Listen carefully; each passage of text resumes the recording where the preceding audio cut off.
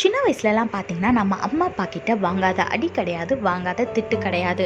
அதனால நம்ம அம்மா அப்பாவுக்கு நம்ம மேலே பாசமே இல்லையான்னு கேட்டால் அப்படி கிடையாது. அவங்களுக்கு நம்ம மேலே ரொம்ப பாசம் இருக்குது. அதனால தான் நம்மளை கண்டிக்கிறாங்க, திட்டுறாங்க. நம்ம பிள்ளை தப்பான வழியில் போயிடக்கூடாது, கஷ்டப்பட்டுறக்கூடாது அப்படின்றனால. இதே மாதிரி தாங்க ஏசப்பாவும் நம்ம வாழ்க்கையில் தர சோதனைகள், கஷ்டங்கள்லாம் நம்மளை அள வைக்கிறதுக்கோ இல்லை நம்மளை கஷ்டப்படுத்துகிறதோ அவரோட மோட்டிவ் கிடையாது. எப்படியாவது என்னோட பிள்ளைய நான் கரெக்டான ட்ராக்ல கொண்டு போகணும், வழி விலகி போகிறாங்களே அப்படின்னு சொல்லிட்டு நம்மளை திருத்துறதுக்காக தான் இருக்குமே தவிர நம்மளை கஷ்டப்படுத்துறதுக்கு கிடையாது. வேதத்தில் பாருங்க, நீதிமொழிகள் 3:12 போட்டிருக்கு, தகப்பன் தான் நேசிக்கிற புத்திரனை சிட்சிக்கிறது போல கர்த்தரும் எவனிடத்தில் அன்பு கூறுகிறாரோ அவனை சிட்சிக்கிறாருன்னு வேதத்துல போட்டிருக்கு. ஆமாங்க, ஏசப்பா உங்களுக்கு ஏதாவது ஒரு சோதனை கொடுக்குறாரு அப்படின்னா அவருக்கு உங்க மேல ரொம்ப பிரியம் இருக்குன்னு அர்த்தம். ஒருவேளை உங்களுக்கு ரொம்ப பிடிச்ச வேலையில இருந்து உங்களை வெளியே கொண்டு வந்திருக்கலாம். ஏன்னா அங்க யாரு எப்படிப்பட்டவங்க என்ன உங்களுக்கு விரோதமா பிளான் பண்ணாங்கன்னு தெரியாது. ஒருவேளை ஒரு சில நபர்களை, ஒரு சில க்ளோஸ் ஃப்ரெண்ட்ஸை உங்ககிட்ட இருந்து பிரிச்சிருக்கலாம். ஏன்னா உங்களுக்கு பின்னாடி அவங்க என்ன பேசுறாங்க, அவங்க பொறாமப்படுறாங்களா, என்ன பண்றாங்கன்னு உங்களுக்கு தெரியாது. ஆனா தேவன் அதை பார்த்திருப்பாரு. நீங்க ரொம்ப ஆசைப்பட்ட ஒரு விஷயம் உங்களுக்கு கிடைக்காம இருந்திருக்கலாம். ஏன்னா அதை விட ஏசப்பா உங்களுக்கு பெட்டரா பிளான் பண்ணியிருக்காருன்னு அர்த்தம். ஸோ உங்களுக்கு சோதனை வரும்போது ஏசப்பாவை விட்டு விலகி போயிடாம நீங்க அந்த நேரத்துல தான் ஏசப்பாட்ட இன்னும் க்ளோஸ் ஆகணும். ஸோ நீங்க அப்படி க்ளோஸ் ஆகும்போது ஏசப்பா உங்களுக்கு கிளியரான டைரக்ஷன்ஸை கொடுத்து உங்களை சரியான வழியில நடத்தி செல்வார்.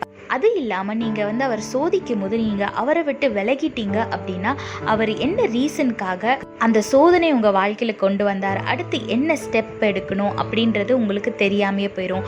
அதனால் சோதனை வரும்போது தேவனை நெருங்குங்க, ஏசப்பா கிட்ட க்ளோஸ் ஆகுங்க. ஏசப்பா உங்களுக்கு எல்லாவற்றையும் வெளிப்படுத்தி உங்களை உயர்த்தி வைப்பார். கர்த்தரை பற்றி கொள்ளுங்க, ஆசீர்வாதமான வாழ்க்கையை வாழுங்க. கர்த்தர் உங்களோடு கூட இருந்து உங்களை ஆசீர்வதித்து பாதுகாத்து வழி நடத்துவாராக. ஆமீன். In our childhood days, we have got countless beatings and scolding from our parents. That doesn't mean that our parents don't like us. They are being strict because they love us so much.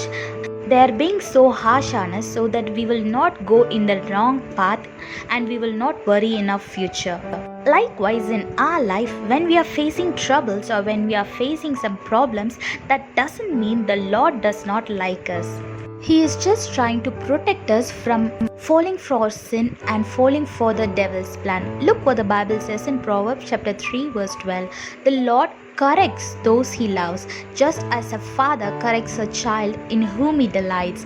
Yes, our Lord loves us so much, so he doesn't want us to go in a wrong way and suffer. Sometimes he makes you wait, sometimes he takes you away from some people and some places.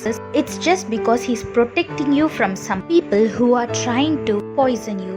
So when our God is taking away persons or things or a job or whatever it might be, it is not to hurt you, but it is to protect you, and it is to say that he has greater blessings than this.